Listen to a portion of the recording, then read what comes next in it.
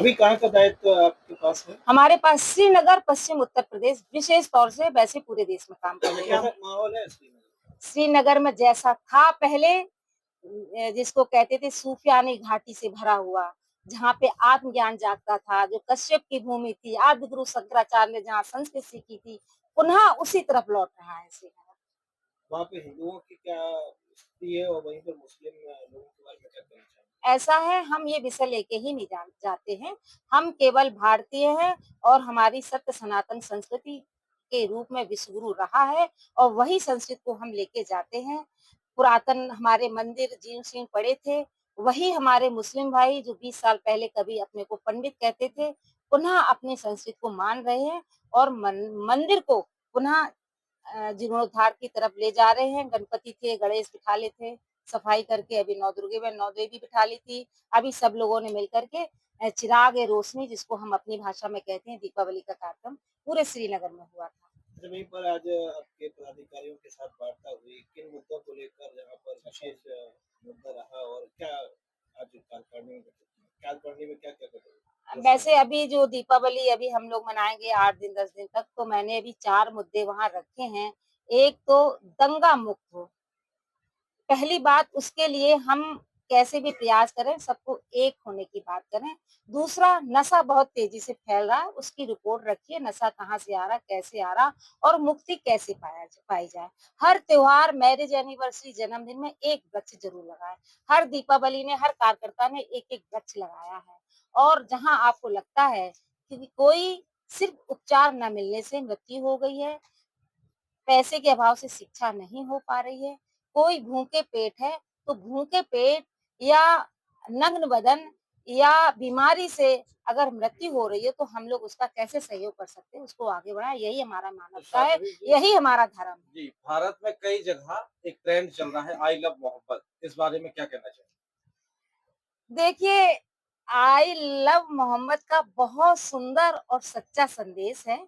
मोहम्मद साहब ने सबसे पहले ये लिखा है कि रब उल आलमीन, रब सबका है, खुदा सबका है। हम खुदा को नहीं बांट सकते हैं। मोहम्मद साहब ने ये सबसे सुंदर बात लिखी है, लकुम दीनेकुम वली दीन। दुनिया में जितने लोग आए हैं, उनका मानने वाला सभी का अपना अपना दीन है। हम लोग अपने अपने दीन पर चलें और दूसरे के दीन का, दूसरे के मजहब का, दूसरे का धर्म का हम सम्मान करें, यही सबसे बड़ी सद्भावना है। और जो ये बात कह रहे आई लव मोहम्मद, वो मोहम्मद साहब का सबसे बड़ा दुश्मन है और इससे बड़ा अपमान हो नहीं सकता है, क्योंकि उसके नाम पर वो हिंसा भड़का रहे हैं और उग्रता फैला रहे हैं। मोहम्मद साहब का एक सबसे सुंदर बयान है कि जब वो सो रहे थे, तो उनके कुर्ते पे किनारे पे बिल्ली सो रही थी।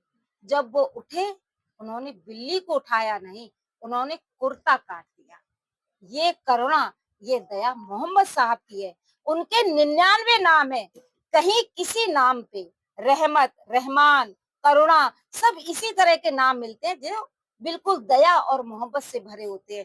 कोई नाम ऐसा नहीं है जिसमें दंगा फैलाएं, नफरत फैलाएं और सरतंजुदा के नारे हों। ऐसा कुछ भी नहीं है। जो आई लव मोहम्मद के नाम से बैनर लगा के चल रहे हैं, उससे बड़ा दुश्मन कोई नहीं है। जो मोहम्मद साहब का अपमान इससे बढ़ के और हो नहीं सकता है। लव जिहाद जैसे मामलों पर आपके संगठन की क्या प्रतिक्रिया है?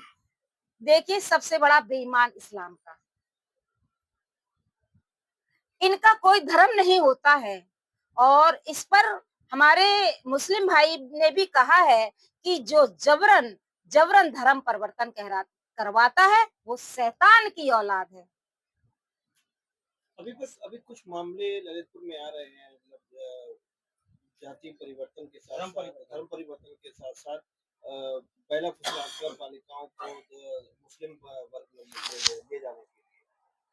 तो केवल ललितपुर में नहीं है, आप ललितपुर में हैं इसलिए आपको दिखाई दे रहा है, आप जहाँ जाओगे वहाँ इस तरह के कार्यक्रम चल रहे हैं। और मैं अपने कार्यकर्ताओं से कहती हूँ कि सतर्क रहें, अलर्ट रहें। जहाँ इस तरह की क्रिया प्रक्रिया आपको प्रूफ के साथ मिलती है, अवगत कराया जाए, आगे कार्रवाई करेंगे। जी, अभी हाल में ही यहाँ एक कस्बा है बिरथा, जहाँ पर एक जिला पंचायत का मैदान है जिसमें 125 वर्ष पुरानी एक इमारत को तोड़ दिया गया। उसी ग्राउंड में जिला पंचायत की जगह में एक मजार भी बनी हुई है, जो लगभग 10 से 15-20 साल पुरानी होगी। उसमें निर्माण भी अभी चल रहा है कुछ ना कुछ। इस विषय पे क्या कहना चाहेंगी? हमें प्रूफ दे दीजिएगा और हम कार्रवाई करेंगे नहीं और देखिए, इसमें सवाल मुख्यमंत्री ये जी है के एक मुख्यमंत्री जी के साथ हम बात करेंगे और उसकी कार्रवाई आगे ले जाएँगे। बिहार के चुनाव चल रहे हैं, अभी सब व्यस्त है इसलिए हम बात को अभी आगे नहीं बढ़ाएँगे। ये हमारा ये कहना था कि जो 124 साल पुरानी जो इमारत है वो गिरा दी गई है, तो अड़चन मेन खेल के मैदान में वो मजार है, तो चूंकि वहाँ पर लोग रहते हैं, तो क्या मजार को भी गिराना चाहिए था? पुरानी इमारत के साथ साथ ये ध्वस्त जरूरी नहीं था क्या?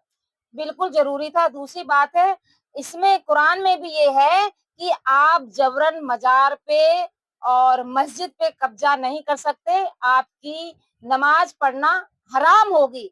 फिर भी अगर ये लोग कर रहे हैं, तो सीधी-सीधी बात असुर है, राक्षस ये है, भाजपा शैतान है। सरकार में जिला जिला पंचायत जो है जिला पंचायत विभाग है उस द्वारा ये किया गया है, तो क्या इस पर भी ध्वस्तीकरण हुआ? कार्रवाई की जाएगी, बात को आगे बढ़ाया जाएगा। अभी बिहार के चुनाव चल रहे हैं, इसलिए हम लोग अभी आपस में कॉन्टैक्ट नहीं कर पा रहे हैं। अभी मैंने तब भी कहा, अब भी कहा, चुनाव के बाद मेरे पास विषय आएगा, विषय को हम ऊपर ले जाएँगे, डंके की चोट पे काम होगा। अच्छा, ललितपुर में आपकी टीम में कौन-कौन है? किसको ज़िम्मेदारी दी? अभी ये हमारी संजना सिंह जिला संयोजक बनी है मेन बॉडी से और यहाँ एक हाजी अतीक भाई है, वो भी सहयोग कर रहे हैं।